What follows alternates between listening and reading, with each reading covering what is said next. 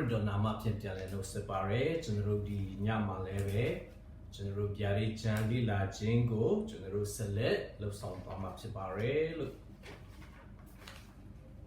General Located Chima, General Biari Hanji Shik, General La Pige Babi. So, Biari Hanji Shima, the Tazek Konakumya, Tazeko, put like that, General the book on the low. General တွေ့ရတာဖြစ်တယ်အဲ့ဒီတပူးခုနှလုံးဆိုတော့ပထမတပူးမုတ်တဲ့ခါမှာ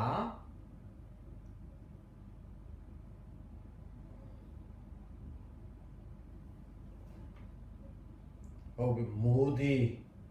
တွေးနဲ့ရောတော်မီဆိုတော့မှဒါကြလာတာကိုကျွန်တော်တို့တွေ့ရတယ်ဒီတစ်ပင်ရင်မြေရဲ့မြစ်စိမ်းတွေပြက်စီးလောင်ကျွန်းသွားတာကိုတွေ့ရတယ်ဒုတိယတပူးမုတ်တဲ့ခါမှာကြတော့ကျွန်တော်တို့ပင်လေတဲ့ကိုပေါ့နော်ဒီဥက္ကာပြန်ကြီးဥက္ကာခဲကြီးကြတာကျွန်တော်တို့တွေ့ရတယ်ဆိုတော့တတိယတပူးမုတ်တဲ့ခါမှာကြတော့ကျွန်တော်တို့ဒီရေချူပေါ့နော်မြစ်ချောင်း NID ပေါ်မှာဒီထွန်းတောက်သောကျဲကြီးတစ်လုံးကြတာကိုကျွန်တော်တို့တွေ့ရတယ်လူအများပြားတေးကြတာအဲ့ဒီရေချိုတောက်တဲ့လူများပြားတေးတယ်ဆိုတော့ကျွန်တော်တို့တွေ့ရပါတယ်နောက်တစ်ခုစရုပ်ရကောင်းကင်မှာကတဘူးမုတ်တဲ့ခါမှာကြတော့နေ3စုသစုလ3စုသစုကျဲ3စုသစုချက်ပြင်းမှာမောင်မိုက်ချင်းဖြစ်တယ်တဲ့ကောင်းကင်မှာမောင်မိုက်ဖြစ်တယ်တဲ့ညလည်းပဲဒီ3စုသစုကမောင်မိုက်နေတယ်အလင်းမရှိဘူးပေါ့နော်နေရောညပါစသဖြင့်အဲ့မှာရွှေလင်းရုံကောက်မျက်နာရှိတဲ့တရံရှိတဲ့ကောင်းကင်မှာကပြန်ဝင်ပြီးတော့မှအမင်္ဂလာဆိုပြီးတော့မှဝိုးဆိုပြီးတော့မှတဘိုးလေးလုံးပထမတဘိုးလေးလုံးထက်နောက်လာမဲ့တဘိုး3လုံးအားဖြင့်တိတ်အောင်မဲ့တရားစီရင်ခြင်းတွေပူ၍ပြင်းထန်မဲ့ပူ၍ဆိုးရွားမဲ့အဲ့ဒါကြောင့်အမင်္ဂလာဆိုပြီး3ချိန်အော်ဟစ်တာကိုကျွန်တော်တို့ကြွေးကြော်တာကိုကျွန်တော်တို့တွေ့ရတယ်အခုအမင်္ဂလာကြံသေးတဲ့တပူး3လုံး3မဟုတ်အမင်္ဂလာ3ပါးတဲ့အနေဒီပြင်စမမြောက်ငါးပါးမြောက်ကောင်းကင်တပါးကတပူးမဟုတ်တဲ့အခါမှာအမင်္ဂလာ1ပေါ့နော်ပထမအမင်္ဂလာကျွန်တော်တို့ဒါမြင်တွေ့ရမှာဖြစ်ပါတယ်လို့အဲ့ဒါကတော့ကျွန်တော်တို့ဗျာဒိတ်ချအခန်းကြီး9အငယ်1ကနေ7ဖြစ်ပါတယ်ပြင်စမတပူးမဟုတ်ချင်းဆိုတော့မှကျွန်တော်တို့ဂျမ်ပိုက်ရင်ဖရအောင်ပြင်စမကောင်းကင်တမန်ဒီတပူးမဟုတ်သောအခါကျဲတလုံးဒီကောင်းကင်ကမြေကြီးပေါ်သို့ကြသည်ကိုငါမြင်၏သူ၌အနှစ်ဆုံးသောတွင်၏တော့ကိုအပေးသည်ဖြစ်၍သူသည်အနှစ်ဆုံးသောတွင်ကိုဖွင့်လျင်ကြီးစွာသောမြေခိုး၏အခုကဲ့သို့သောအခုသည်တွင်တွေကတက်လေ၏ထိုတွင်၏မြေခိုးကြောင့်နေနှင့်အာကာသကောင်းကင်သည်မှောင်မိုက်လေ၏ဟုတ်ပြီပြင်စမကောင်းကင်တမန်ကတပူးမှုတ်လိုက်တဲ့ခါမှာပူပြီးကြမ်းတမ်းတဲ့ဆိုးသွမ်းတဲ့အမင်္ဂလာ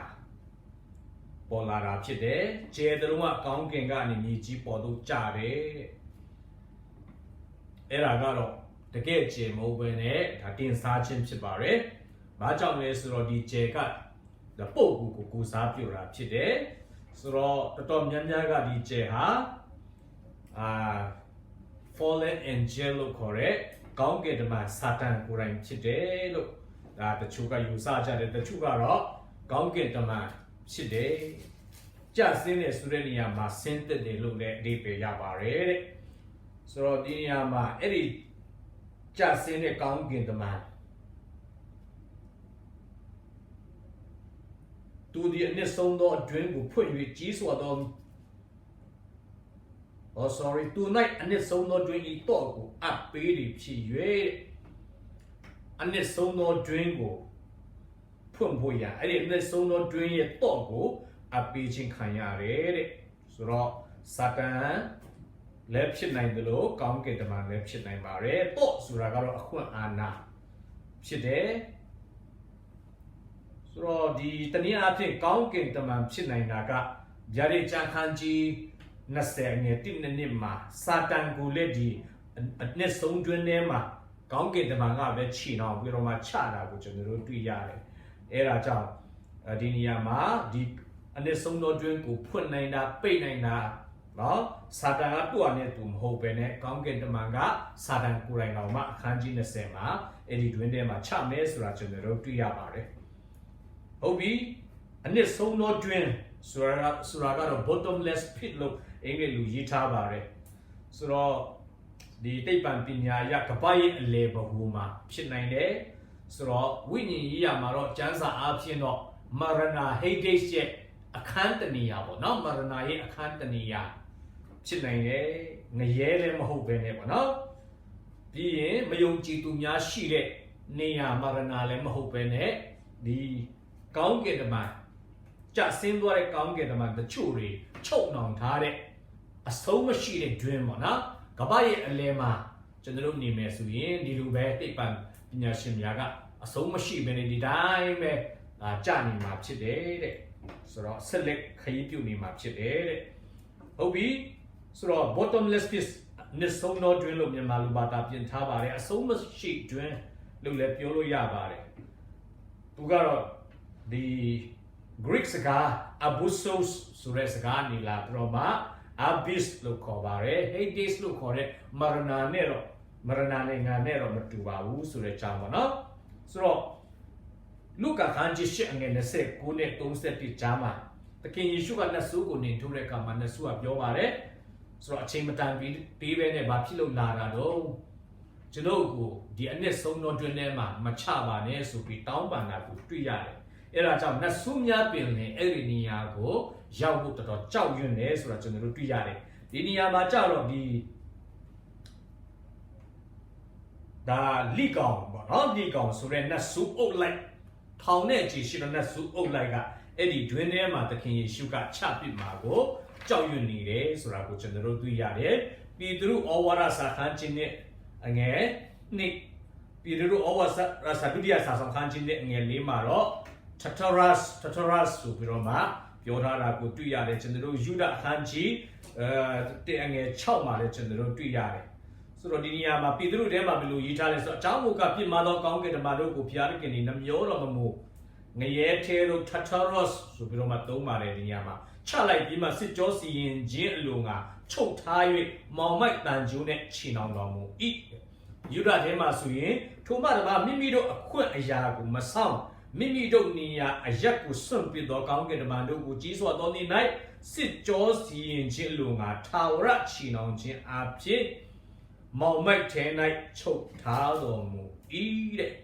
ကျွန်တော်တို့နတ်ဆိုးဝိညာဉ်ဆိုတဲ့ပတ်သက်ပြီးတော့မှ fallen angel ကြာဆင်းသွားတဲ့ကောင်းကင်တမန်ဒီထဲမှာကျွန်တော်တို့ဒီရီပုံရအားဖြင့်နှမျိုးကျွန်တော်တို့တွေ့ရတာဖြစ်တယ်ဆိုတော့ပထမကတော့ခုနကချုပ်နှောင်ခြင်းခံရတော့ကောင်းကင်တမန်များတို့နတ်ဆိုးများနောက်တစ်မျိုးကတော့ဒီကဘာပေါ်မှာအာကာသထဲမှာအလုံးလုံးနေတဲ့လွတ်လပ်သောနတ်ဆိုးများဝိညာဉ်ဆိုးများဆိုပြီးတော့မှချုပ်နှောင်ခြင်းခံရတဲ့နတ်ဆိုးဝိညာဉ်ဆိုးနဲ့ချုပ်နှောင်ခြင်းမခံရတဲ့နတ်ဆိုးဝိညာဉ်ဆိုးနှစ်ဖွဲ့ကြီးရှိတာကိုကျွန်တော်တို့တွေ့ရတယ်ဆိုတော့ဒီချုပ်နှောင်ခြင်းခံရတော့သူများကိုခုနကယူဒနဲ့ပြည်သူထဲမှာသူတို့ဖော်ပြထားတယ်သူတို့ရဲ့ပြစ်မှုကပူ၍ကြီးသောကြောင့်သူတို့ကလှုပ်ရှားခွင့်တော်မရတော့ဘဲနဲ့တရားစီရင်ခြင်းမတိုင်မီသူတို့ချုပ်နှောင်ခြင်းခံရတာဖြစ်တယ်တဲ့အခုကျွန်တော်တို့ကဘာကြီးမှာမကောင်းမှုတွေလှုပ်နေတဲ့နိုးစော်နေတဲ့နတ်ဆိုးဝိညာဉ်ဆိုးတွေထက်တောင်မှဒီချုပ်နှောင်ခြင်းခံတဲ့နတ်ဆိုးဝိညာဉ်ဆိုးတွေကပို့ပြီးတော့မှရက်ဆက်ဆိုးသွမ်းမဲဆိုတာကိုကျွန်တော်တို့စံစာအားဖြင့်ကျွန်တော်တို့သိရပါတယ်ဟုတ်ပြီဒီနေရာမှာဆိုတော့ကျွန်တော်တို့အဲ့ဒီတော့ကိုပေးတဲ့အခါမှာအဲ့ဒီတော့ကိုအဲ့ဒီကျဲကဖွင့်တဲ့အခါမှာတဲ့မီးဖူခဲ့တော့အခိုးငွေအခိုးဒီတွင်တဲ့ကတက်လေတဲ့မီးခိုးတွေတက်လာဆိုတော့ မေခိုးဆိုတာကတော့မြင်နိုင်တဲ့ဘုရားခင်ရဲ့တရားစီရင်ခြင်းဖြစ်ပါတယ်တင်းချိုင်းကျိုင်းကောင်တို့ဒီမေခိုးတဲ့ကမြေကြီးပေါ်တို့ထွက်လာ၍မြေကင်းမြေကောက်တကူကဲ့သို့သောတကူကိုရကြ၏တဲ့မြေဤမြစ်ပင်မဆ၍စိမ့်သောအရာမြတ်တစ်ပင်များအပေါင်းတို့ကိုထား၍နဖူး၌ဘုရားသခင်ဤတစိ့ခတ်ထားခြင်းကိုမခံရသောလူတို့ကိုသာညင်းဆဲမည်အကြောင်းသူတို့အားပြညတ်ထား၏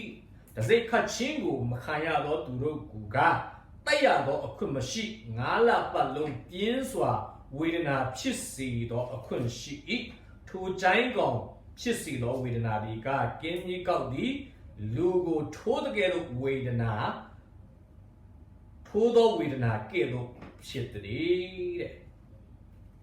ဆိုတော့ဒီနေရာမှာ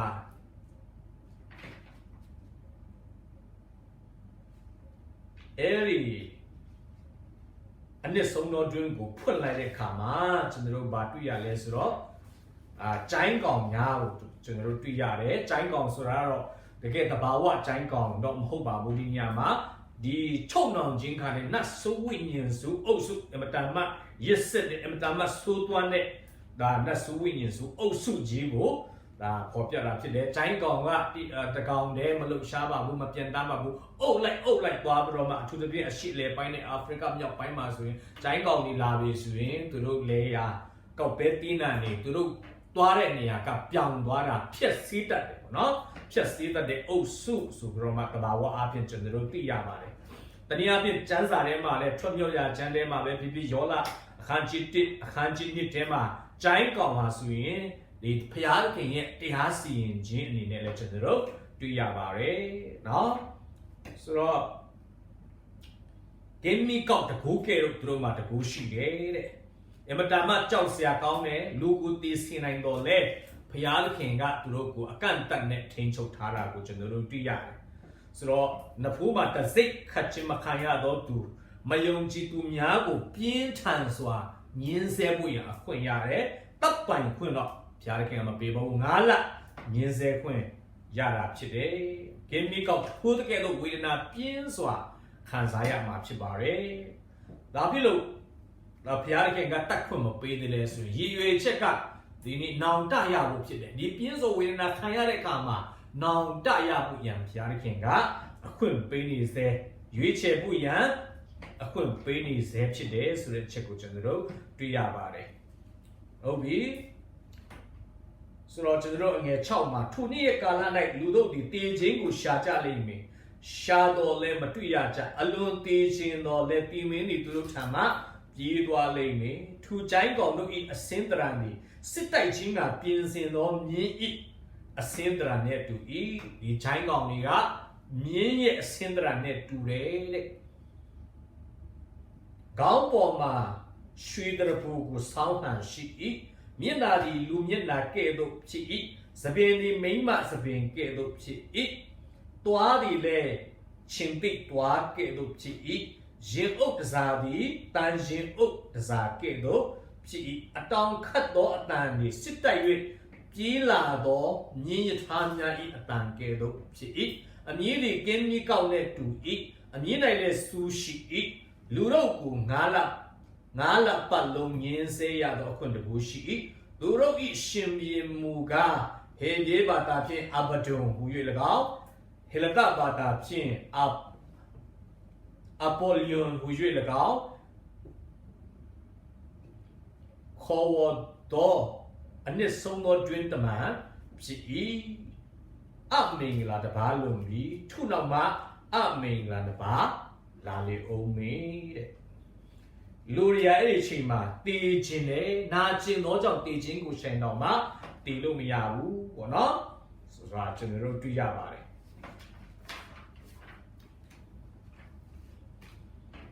ဆိုတော့အဘဒုံဆိုတဲ့အဓိပ္ပာယ်ကတော့ဟေဘေဘာတာမှာအဘဒုံလို့ခေါ်ပါတယ်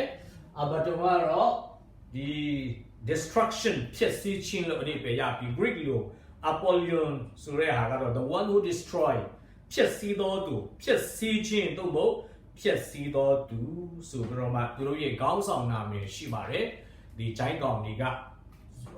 တကယ်တာမန်ဂျိုင်းကောင်ကတော့ခေါင်းဆောင်မရှိပါဘူးကျွန်တော်တို့ဒီတရိษံဂျိုင်းကောင်ကတော့ဒါပေမဲ့ဒီဂျိုင်းကောင်တွေကတာမန်တရိษံမဟုတ်ပဲနဲ့ဆိုးဝိညာဉ်စုအုပ်စုဖြစ်တဲ့အမတန်မှဆိုးသွားတယ်တို့တော့ညာလဲပဲစနစ်တကျဖွဲ့စည်းထားတယ်ဒီသူတို့မှာခေါင်းဆောင်ရှိတယ်ဆိုတော့ကျွန်တော်တို့တွေ့ရတယ်ခေါင်းဆောင်ကတော့ခုနကဖြစ်စည်းသူဖြစ်စည်းခြင်းစာတန်ပဲဖြစ်တယ်သူတို့ရဲ့ခေါင်းဆောင်ကတော့အနည်းဆုံးတော့ dream တမန်လို့လေခေါ်တာဖြစ်တယ်เนาะဒီအချက်ကိုကျွန်တော်တို့တွေ့ရတယ်ဒီနေရာမှာပုံတရာကတော့เนาะတမန်တော်ကြီးရှင်ယောဟန်ကသူမြင်တဲ့ပုံတရာကတော့ဒီပုံတရာပဲဖြစ်တယ်ဆိုတော့ဂျိုင်းကောင်ပုံတရာမြင်ခဲ့လို့ရှိတယ်ခန္ဓာကိုယ်ကနော်မိမစပင်ကဲလို့ရှိတယ်ချင်းသိသွားရှိတယ်တန်ရှင်ဥဒ္ဒစာရှိတယ်အတောင်ပံခတ်တန်ကစစ်တပ်ပြည်ပြည်လာဖို့ရယထာမြင့်တန်ကဲလို့ဖြစ်တယ်အမြင့်မှာစူးရှိတယ်အစိတ်ရှိတယ်ပေါ့နော်တနည်းအားဖြင့်ယောမခေတ်မှာဆိုရင်ဘာဘာရီယန်လို့ခေါ်တဲ့လူရိုင်းတွေရဲ့ပုံစံမျက်နှာကအဲ့ဒီပုံစံဖြစ်တယ်ကွာသွားရီစပင်ရှိတဲ့ပုံစံတွေပေါ့နော်အဲ့မှာဒါမှကြောက်စရာကောင်းတဲ့မြင်ကွင်းဖြစ်ပါတယ်ဆိုတော့ဒီနေရာမှာဒီဂျိုင်းကောင်တွေကတကယ်မြင်လို့ရမလားမြင်လို့မရဘူးလားဆိုတာကျွန်တော်တို့မိခွန်းထုတ်စရာဖြစ်ပါတယ်ရုပ်လောကမှာဖြစ်မလားပေါ့နော်နတ်ဆိုးဝိညာဉ်ဆိုးတက်ဖြစ်မလားဆိုတော့ဒါမှမဟုတ်ဒီ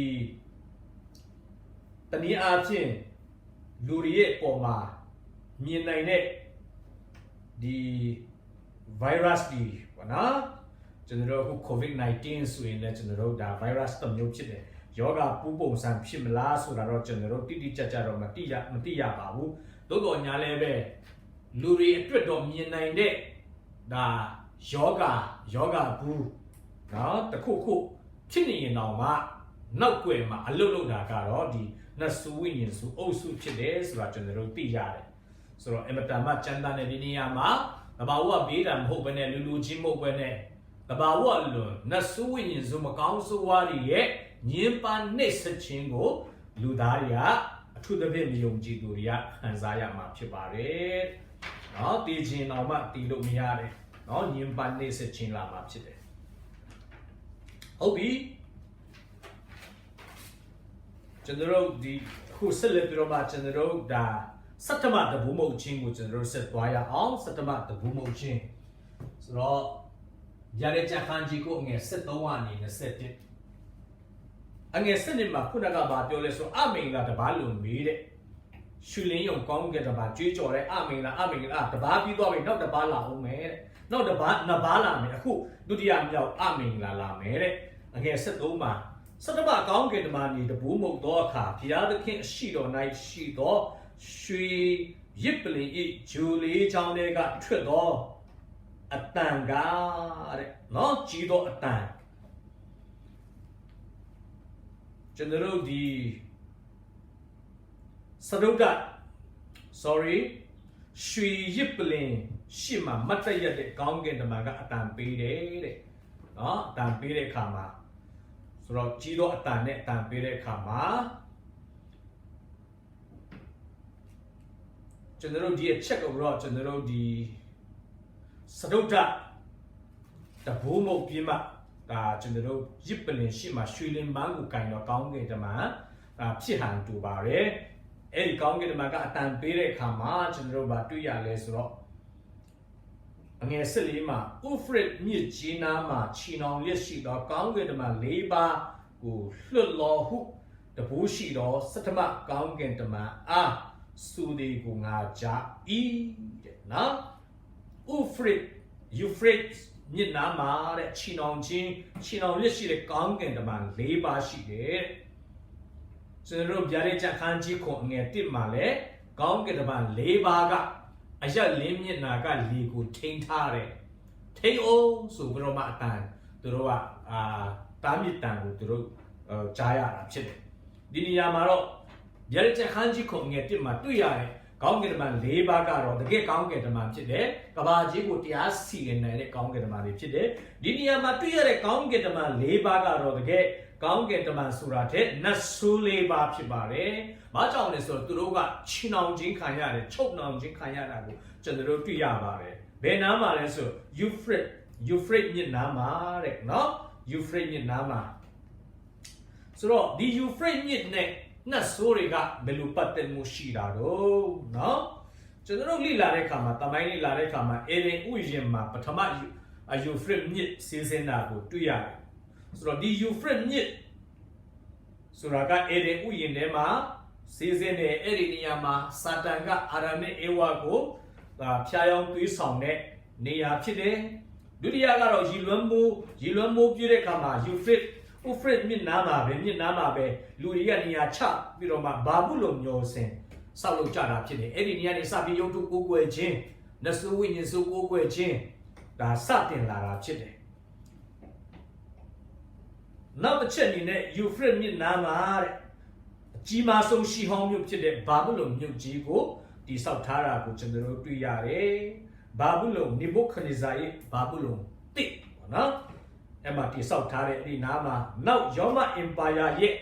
အရှိဘက်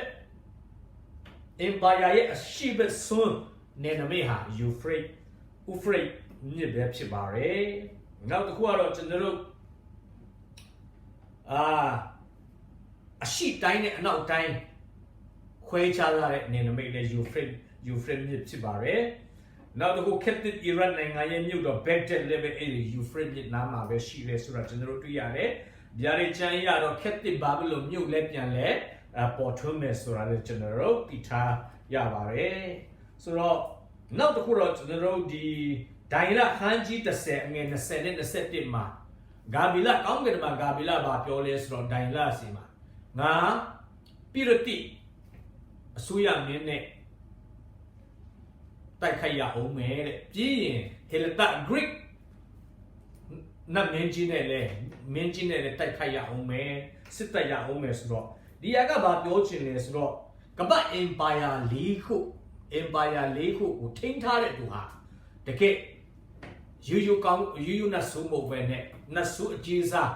အထွတ်အမြတ်အာဏာစက်တွေဖြစ်တယ်ဆိုတာကျွန်တော်တို့တွေ့ရတယ်ဆိုတော့ပထမဘာဘူးလုံ Empire ဒုတိယ Persian Empire တတိယ Greek Empire စတုတ္ထရောမ Empire ဒီ Empire 4ခုဟိုထိန်းချုပ်ထားတဲ့เนาะဥဆောင်တဲ့နတ်ဆိုးများဖြစ်တယ်ဒါပေမဲ့ဒါကျွန်တော်တို့တမိုင်းမှာရောစံစာမှာကြည့်တဲ့အခါမှာဒီ Empire 4ခုဟာကျဆုံးခဲ့ပါတယ်အဲ့ဒါကြောင့်သူတို့ကိုဥဆောင်တဲ့နတ်ဆိုးတွေဒီ Euphrates မြစ်နားမှာရှင်းအောင်ခြင်းခံရတယ်ခုနကဒိုင်လကျမ်းအနာဂတ်ကျမ်းထဲမှာလည်းဂါဘရီယယ်နဲ့မိုက်ကယ်ကဒီနတ်ဆိုးတွေနဲ့တိုက်ပွဲဖြစ်တယ်ဆိုတာကျွန်တော်တို့တွေ့ရတယ်အဲ့ဒါကြောင့်သူတို့ဒီနတ်ဆိုးတွေကရှုံးတော့ကြောင့်သူတို့ကဒီမြစ်နားမှာရှင်းအောင်ခြင်းခံရတာဖြစ်ပါတယ်เนาะဆိုတော့ဟုတ်ပြီဒီနေရာမှာ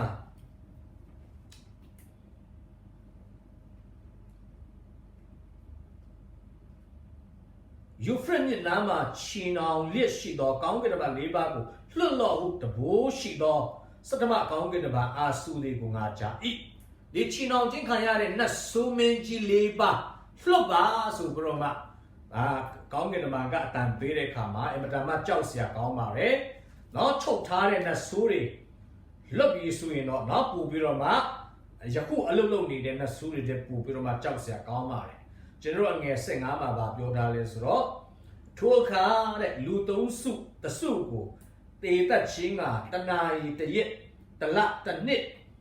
အဖို့ပြင်ဆင်သောကောင်းကင်တမန်၄ပါးတို့ကိုလွတ်လေတဲ့မြင်းစီသူရဲတို့ဤအရေးအတွက်ကနတိန်ချီဖြစ်၏တဲ့ထိုအရေးအတွက်ကိုငါကြားရ၏တဲ့ဒီကောင်းကင်တမန်၄ပါးသို့မဟုတ်ဒီနတ်ဆိုးမင်းကြီး၄ပါးကလူသားတွေကိုเนาะသေစေနိုင်တဲ့သူတို့မှာတကိုးတွေရှိတယ်လူသားတွေကိုဖျက်ဆီးနိုင်တယ်တိုးတော့ညာလည်းပဲသူတို့ဖျက်ဆီးမှုသူတို့တတ်ဖို့ကလည်းအချိန်ကာလကတတ်မှတ်ထားတယ်အဲ့ဒါကြောင့်သူတို့ကဘယ်လောက်လဲတပ်ပိုင်ခွင့်ရှိလဲဆိုတော့လူ၃ပုံကမ္ဘာလူဦးရေ၃စုတစု၃ပုံတစ်ပုံကိုသူတို့ကတတ်မှတ်ဖြစ်တယ်တတ်မဲ့လူစစ်အင်အားလည်းသူတို့ကပြင်ဆင်မှာဖြစ်တယ်အဲ့မှာသူတို့ဥဆောင်မဲ့ဒါစစ်အင်အားကတော့မြင်းစည်းသူရဲ့တန်းနေရလို့ကျွန်တော်တို့သိရတယ်တန်းနေရပါเนาะတန်းနေရဆိုတော့ကမ္ဘာလူဦးကြီး သုံးပုံတစ်ပုံဟာနော်ဒီနတ်ဆူမင်းကြီး၄ပါးဥဆောင်တဲ့ဒီနတ်ဆူအင်အားကြီးကကမ္ဘာလူဦးကြီးသုံးပုံတစ်ပုံကိုတတ်မှာဖြစ်ပါတယ်ကျွန်တော်တို့ဒီမြင်းစီမြင်းတက်အနေနဲ့ကျွန်တော်တို့တွေ့ရပါတယ်နော်ဆိုတော့ငယ်စစ်ကောင်မှာထွတ်တူရတဲ့ယူပါယုံ၌ထင်ရှားသောမြင်းတို့ကို၎င်းကန်မီဝကိန်သူကြောင့်နဲ့ပြည်သောရင်အုပ်တစားရှိသောမြင်းစီသူရဲတို့ကို၎င်းငါမြင်ရ၏မြင်းတို့၏ဦးကောင်းသည်ခေါင်းသည်ချင်းသိခေါင်းကဲ့သို့ဖြစ်၏သူတို့၏ခတွင်တွေကလဲကန်မီရှန်မီခိုထွက်ကြ၏သူတို့၏ခတွင်တွေကထွက်သောကန်မီရှန်မီခိုတီဟုသောဘေးသုံးပါးကြောင့်လူသုံးစုတစုပေကြ၏အကြောင်းမူကားသူတို့တကိုးသည်ခတွင်တဲ၌၎င်းအမြဲ၌၎င်းဒီ၏အမြဲသည်ဦးကောင်းနှင့်ပြည့်စုံ၍မှွေနှင့်တူ၏အမြဲအားဖြင့်ညင်းဆဲတတ်ကြ၏ထိုဘေးဒဏ်ကြောင့်မတိပဲခဏလေးနော်ဆိုတော့ဒီနေရာမှာမြင်းတက်ခြင်းနေနဲ့ဒါရှင်ယောဟန်ကမြင်ခဲ့ပါတယ်သူမြင်ခဲ့တဲ့ဒီမြင်းစစ်တက်ကြီးကတော့တကယ်ရုပ်လောကလားဝိညာဉ်ထဲမှာပဲလားလူစစ်သားလားနတ်ဆူဝိညာဉ်ဆိုးတွေပဲလားကျွန်တော်တို့မသိရပါဘူးတကယ်လို့များလူစစ်သားဖြစ်တယ်ဆိုရင်လည်းဒီနတ်ဆူဝိညာဉ်ဆိုးတွေရဲ့ဒါလွှမ်းမိုးမှုဖြစ်ပါတယ်ဆိုတော့ကျွန်တော်တို့ဒီနေရာမှာ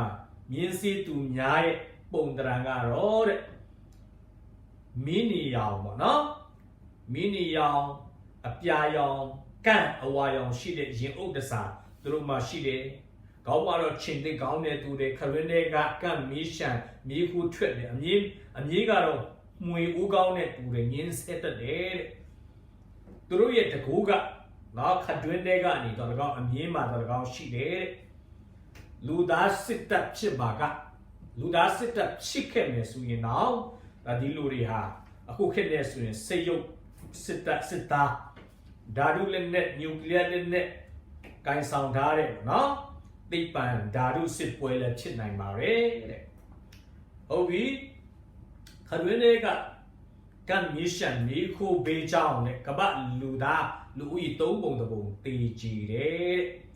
ကန်ဆိုတဲ့နေရာမှာတောတုံနဲ့ဂေါမရကိုဖျားတဲ့ခင်ကကန်နဲ့မီးနော်ကန်နဲ့မီးနဲ့ဖြစ်စည်းတာကိုကျွန်တော်တို့တရားစီရင်တာကိုကျွန်တော်တို့တွေ့ရပါတယ်ဒီဟာလဲတရားစီရင်ခြင်းလက္ခဏာဖြစ်ပါတယ်ပထမတစိတ်ခုနှစ်ခုထဲမှာ၄ခုမြောက်ဖွင့်ပြတဲ့အခါမှာမြင်းဖြူမြင်းနီမြင်းနဲ့မြင်းမွဲဒီတစိတ်၄ခုဖွင့်ပြတဲ့အခါမှာကမ္ဘာလူဦးရေ၄ပုံတစ်ပုံတည်ပါတယ်အခုစက္ကမတဘူးမုတ်ကြီးတာနဲ့ကမ္ဘာလူဦးရေကကြံနေသေးတဲ့လူဦးရေတွေက၃ပုံတစ်ပုံတည်ပါတယ်ဥပမာကျွန်တော်တို့တွက်ကြည့်မယ်ဆိုရင်ကမ္ဘာလူဦးရေကဒီတန်း9000ထားပါတော့အခုခေတ်နဲ့တန်း9000ဆိုရင်ပထမတစိတ်လေးကိုဖွင့်တာနဲ့တန်း1950ကတည်တယ်အခုနောက်တစ်ခါစတ္တမတဘူးမုတ်ပြေးတာနဲ့ကြံရှိနေတဲ့တဲက၃ပုံတစ်ပုံဆိုတော့ဆက်လက်ပြီးတော့မှတန်း1950ပေါ့နော်ဆက်လက်တည်အောင်မှာဖြစ်တယ်စုစုပေါင်းမယ်ဆိုရင်တန်း3500ပထမတစိတ်လေးခုဖွင့်ပြတဲ့ဒါနဲ့၄ပုံတစ်ပုံရဲ့အခုစတ္တမတဘူးမုတ်တာနဲ့၃ပုံတစ်ပုံရဲ့ပေါင်းမယ်ဆိုရင်လူသား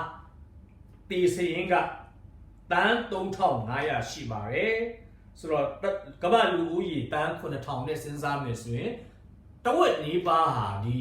ဘေးဒဏ်ကြီးကာလရဲ့ပထမ3နှစ်ခွဲအပြည့်မှာကမ္ဘာလူဦးရေတဝက်ခန့်ဟာတည်ပြီးသားဖြစ်ပါတယ်ဆိုတဲ့အကြောင်းကိုကျွန်တော်တို့ဒီပြရတဲ့ဂျန်အားဖြင့်ကျွန်တော်တို့သိရပါတယ်ဟုတ်ပြီဒီနေရာမှာကမ္ဘာလူဦးရေ3ပုံတစ်ပုံတည်မယ်ဆိုတဲ့နေရာမှာတချို့ကြတော့လူသားစစ်ပွဲဖြစ်မယ်တဲ့။ဘာကြောင့်လဲဆိုတော့ဒိုင်လာဟန်ဂျီ 17ငယ်44နဲ့45မှာဆိုလို့ရှိရင်အရှိဘက်ကနေအရှိမျက်နှာနဲ့မြောက်မျက်နှာမြောက်ရက်ကနေအုပ်စုနှစ်စုလာပြီးတော့မှ antichrist နဲ့တိုက်ခိုက်မယ်ဆိုတာကျွန်တော်တို့တွေ့ရတယ်ဒီနေရာမှာဒိုင်လာ17ငယ်44 45တို့ရတဲ့အရှိမျက်နှာမြောက်မျက်နှာအရက်မတရင်ကိုကြား၍စိတ်ပူပန်တဲ့ဖြင့်လူအများတို့ကိုဖြစ်စည်းတော့တင်ပေရှင်းခြင်းကကြီးစွာသောဒေါသအမျက်နဲ့ထွက်သွားလိမ့်မည်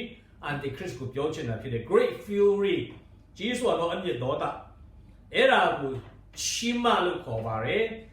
သူရဲ့မူရင်းစကားမှာ great hit လို့လည်းနေပြရပါတယ်ဆိုတော့ကြီးစွာသောပူရှိန်ပေါ့နော်အဲ့ဒါကိုတချို့က nuclear စစ်ပွဲဖြစ်တယ်ပေါ့နော်ဒီနတ်ဆုမင်းကြီး၄ပါးရဲ့စီယုံခြင်းအပြင်လွှမ်းမိုးခြင်းအပြင်ဒီလူစစ်သား nuclear စစ်ပွဲဒီအရှိဘက်ကနေတော်လကောင်မြောက်မျက်နှာဥပမာအနည်းဆုံးပြောရမယ်ဆိုရင်တရုတ်နိုင်ငံနဲ့ရုရှားစသဖြင့်ပေါ့နော် antichrist နဲ့စစ်တိုက်မယ်ဒါကြောင့်သုံးပုံနှစ်ပုံထပ်၍ပြီးမယ်စသဖြင့်ထင်မြင်ယူဆကြပါရယ်ဘာပဲဖြစ်ဖြစ်လူသားစစ်သားဖြစ်မယ်ဆိုရင်လည်းနတ်ဆုမင်းကြီး၄ပါးရဲ့စီခိုင်းတာဖြစ်တယ်လူသားမဟုတ်ဘဲနဲ့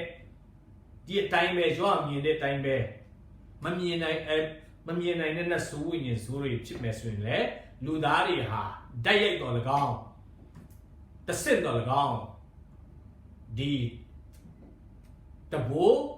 9ခုမြောက်9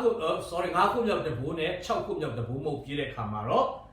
နတ်ဆုဝိညာဉ်စုမကောင်းဆိုးဝါးတွေရဲ့ညှဉ်းပန်းနှိပ်စက်ခြင်းနဲ့တပ်ဖြတ်ခြင်းခံရမယ်ဆိုတာကျွန်တော်တို့တွေ့ရပါတယ်ဟုတ်ပြီကျွန်တော်တို့ဆက်ကြည့်ရအောင်အငယ်20မှာထိုဘေးဒဏ်ကြောင့်မတည်ပဲကျွန်းသောသူတို့သည်နတ်တို့ကို၎င်းမမြင်နိုင်မကြားနိုင်မတွာလာနိုင်သောရွှေရုပ်တုငွေရုပ်တုကြီးနေရုပ်တုကြောက်ရုပ်တုတစ်သားရုပ်တုတို့ကို၎င်းမကူးကွယ်ပဲနေခြင်းကကိုလက်နဲ့လှုပ်သောအရာများကိုနောင်တမရပဲနေကြ၏လူဦးရေတဝက်နေပါတည်သွားရင်တော့မှတဘာဝဘေးဒဏ်စစ်ဘေးဒဏ်မကောင်းဆိုးဝါးနဲ့ဆိုးဝိညာဉ်ဆိုးတွေရဲ့ဘေးဒဏ်ကြောင့်တည်သွားရင်တော့မှလူသားတွေဟာမယုံကြည်သူတွေကစိတ်မှောက်မှာပြီးတော့မှနောင်တမရသေးပဲနဲ့ဆက်လက်ပြီးတော့မှမှိုက်နေအောင်မှာဖြစ်တယ်အထူးသဖြင့်နတ်ကိုကိုးကွယ်ခြင်းနတ်ဆိုးဝိညာဉ်ဆိုးတွေကိုကိုးကွယ်ခြင်းရုပ်တုတွေကိုကိုးကွယ်ခြင်းကိုမစွန့်လွတ်ဘဲနဲ့ဆက်လက်ပြစ်မှားနေအောင်မယ်ဆိုတာကိုကျွန်တော်တို့ဒါမြင်တွေ့ရပါတယ်ဆိုတော့စာလံ135အငယ်4နဲ့4ကနေ8မှာပြောထားလဲဆိုသူတို့ရုပ်တုများမှုကငွေလည်းဖြစ်ရွှေလည်းဖြစ်လူလည်းဖြစ်လို့သောအရာပေတွေထူရုပ်တုတို့သည်နှုတ်ရှိ၍စကားမပြောတတ်မျက်စိရှိ၍မမြင်တတ်နားရှိ၍မကြားတတ်လက်ရှိ၍မကန်တတ်ခြေရှိ၍မသွားတတ်သူတို့လည်းချောင်းဖြင့်အတန်မပြုတ်တတ်ပါတကားလှုပ်သောသူတို့လည်းအတူတူကိုးစားသောသူအပေါင်းတို့လည်းအတူတူပါတကားတဲ့ရှင်ပေါလုကလည်းယောမခန်းချင်းနှစ်အငယ်25မှာလူသားတွေကဘယ်လောက်မိုက်မဲလဲဖန်ဆင်းရှင်တဲ့ဖန်ဆင်းခံကိုးကွယ်ကြတယ်မိမိလက်နဲ့လုပ်တဲ့အရာတွေကိုကိုးကွယ်ကြတယ်ဆိုပြီးတော့မှလူသားတွေရဲ့ပထမအပြစ်ဟာကိုးကွယ်ခြင်းဖြစ်ပါရဲ့ဆက်လက်ပြီးနောက်ဆုံးသောကာလမှာလည်းကိုးကွယ်ခြင်းနဲ့ပဲဆက်လက်ပြမနေကြမှာဖြစ်တယ်ဆိုတော့နောက်တစ်ခုကတော့ murder ကျွန်တော်တို့ဘယ်မှာလဲအငယ်27မှာကိုကျင့်သောအကျင့်တီးဟုသောလူအသက်ကိုတတ်ခြင်းဆိုတော့ဂျူးလူမျိုးများနဲ့ခရစ်တော်ကိုယုံကြည်သူများကိုဒီနေ့ကဘာသူကဘာသား antichrist ပါဝင်တတ်အောင်မှာဖြစ်တယ်လူချင်းလည်းတတ်မှာဖြစ်တယ်မယုံကြည်သူအချင်းချင်းလည်းတတ်အောင်မှာဖြစ်တယ်ဒီကာလမှာဘယ်လောက်ဆိုးသွမ်းမလဲအကြမ်းဖက်မှုတွေကဘယ်လောက်များပြားမလဲကဘာကြီးကလူအသက်ကိုတတ်ခြင်းဆက်လက်ရှိအောင်မှာဖြစ်တယ်နောက်တစ်ခုကတော့ဗာလဲဆိုတော့သူတစ်ပါးကိုပြုစားခြင်းဤနေရာမှာ sorceries တို့ဘော magic arts တို့ပြောထားပါတယ်ဆိုလိုတာကဆုံးကဝေအတက်မွေးစီဝါဆုံးကဝေအတက်နတ်ဝိဇာအတက်လို့ပြောထားပါတယ် ဒါပေမဲ့သူ့ရဲ့မူရင်းစကားကတော့ pharmakeia အနေလာတာဖြစ်တယ် sorcery ကအဲ့ဒီ pharmakeia ကနေ pharmacy ဆိုတဲ့လာတာဖြစ်တယ် drug မူရင်းစေဝါပေါ့နော်ဒီနေ့ဆုံးကဝေအတက်ဆိုတဲ့စကားကနေလဲမူရင်းစေဝါဆိုတဲ့စကားကဆင်းသက်လာတာဖြစ်ပါတယ်လူသားတွေဟာဘေးဒဏ်ဘယ်လောက်ပဲကြုံရမမှုပဲနဲ့ဒါတွေကိုပညာမယူပဲနဲ့တတိမမူပဲနဲ့နောင်တမရပဲနဲ့မွေစီဝါများကိုအလွန်ကျွံသုံးမယ်နဝိဇာတတ်တွေနဲ့သူတို့လှည့်ဖြားအောင်မယ်သူတို့ရဲ့အတိအတရားကမိုက်မဲအောင်ဆက်လက်လုပ်အောင်မယ်ဆိုတဲ့သဘောဖြစ်ပါတယ်ဆိုတော့အခုကြည့်ပါနောက်ဆုံးသောကာလမှာအခုခေတ်မှာရုပ်ရှင်ရုံမှာကြည့်ပါဘာဇက်ကားတွေခက်စားလဲတရေကားနဲ့ sci-fi လို့ခေါ်တဲ့သိပ္ပံကားတွေရုပ်ရှင်ရုံတင်တဲ့အခါမှာလူတွေက dance စီကြတာဖြစ်တယ်လူတွေအကြိုက်ဆုံးဇက်ကားကတရေကားနဲ့သိပ္ပံစေရုပ်သိပ္ပံကားဖြစ်ပါတယ်လူစွမ်းကောင်းများပေါ့နော် Ranger တို့ Power Ranger တို့စွမ်းအားရှင်တို့ဒီနောက်ဆုံးသောကာလမှာသိပ္ပံနဲ့ဒီနတ်ဆိုဝိညာဉ်စုတရေလူတွေကအရင်ကထက်ပိုပြီးစိတ်ဝင်စားအောင်မှာဖြစ်တယ်အဲဒါကြောင့် The Lord of the Rings Harry Potter တို့နောက်ခက်စားလာတယ် Vampire ကားတွေဒီဆိုဖို့ကောင်ကားတွေ Lycans လို့ခေါ်တဲ့ Wimbledon လူ Wimbledon ကားတွေ Disney ရုပ်ရှင်ထဲမှာဆိုရင်အမျိုးမျိုးလူရနောက်ဆုံးသောကာလမှာဒီဆုံးအတက်ဒီမော်အတက်ဒီနတ်ဝိဇာအတက်ဒီပြူစားခြင်းတွေတရေနဲ့နတ်ဆိုးနဲ့ပတ်သက်တာတွေပိုပြီးစိတ်ဝင်စားမယ်နောက်တစ်ခုကတော့သိပ္ပံပညာ sci-fi နော်ဓာတုလက်နဲ့ဇီဝလက်နဲ့စွမ်းအားရှင်သိပ္ပံပညာကိုအနိုင်ယူခြင်းရင်ဒါနတ်ဆိုးဝိညာဉ်ဆိုးနေလန်ထက်ရှာအောင်မှာဖြစ်ပါတယ်ဟုတ်ပြီနောက်တစ်ခုကဘာလဲဆိုတော့ကျွန်တော်တို့ဆက်ကြည့်မယ်ဆိုရင်နောက်ဆုံးမတရားသောမိထုံကူမိဝဲခြင်းနဲ့ sexual immorality ဒါကဘာစကလုံးကနေလာလဲဆိုတော့ pornea ကနေ pornography အပြာနော်လင်ပိုင်းဆိုင်ရာမတရားမိထုံနိုင်မိဝဲမယ်လူတွေကဖောက်ပြန်အောင်မယ်အဲ့ဒီနောက်ဆုံးသောကာလမှာကြည့်နေအောင်အခုမှကြည့်ပါခလေးမဒိမှုမြင့်တက်နေတယ်မဒိမှုမြင့်တက်နေတယ် LGBT Q တောင်ရှိသေးတယ်ကွာဒီအခက်အခုမှတော့ L ဆိုတာပါလေ lesbian L ဆိုတာ lesbians ရုပ်ချရှာပေါ့ gay ဆိုတာကတော့အချောက် G က gay B က bisexual ယောက်ျားရောမိန်းမအင်္ဂါရောယောက်ျားအင်္ဂါရောရှိတယ်တီကပါလေ transsexual ဂျာကနေမပြောင်းတယ်မကနေဂျာပြောင်းတယ်အခုနောက်တစ်လုံးတိုးလာတာက Q ဖြစ်တယ် Q ဆိုတာက queer ဆိုတော့မိခွန်ထုတ်သူတွေပေါ့နော်ကူကမမတိဂျာမမတိဂျာမမတိဂျာမမတိဂျာစားတယ်ဒါတစုဖြစ်တယ် LGBTQ ထိတော့မှကျွန်တော်တို့ခက်မှာရှိအဲ့ဒီချိန်ကြရင်ဒါထက်ပိုပြီးတော့မှဆိုးသွားအောင်မှာဖြစ်တယ်เนาะနောက်တစ်ခုပါရှိသေးလဲဆိုတော့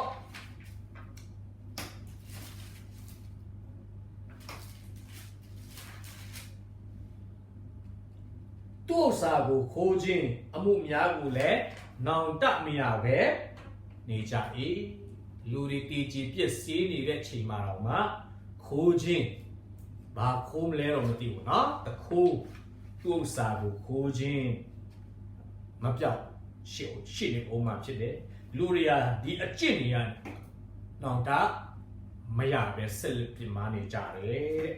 ဘုရားသခင်ကအခွင့်အရေးပေးတော်ညာလဲပဲမိဒံကြီးတဘာဝဘေးဒံလူချင်းပြုတ်တဲ့ဘေးဒံ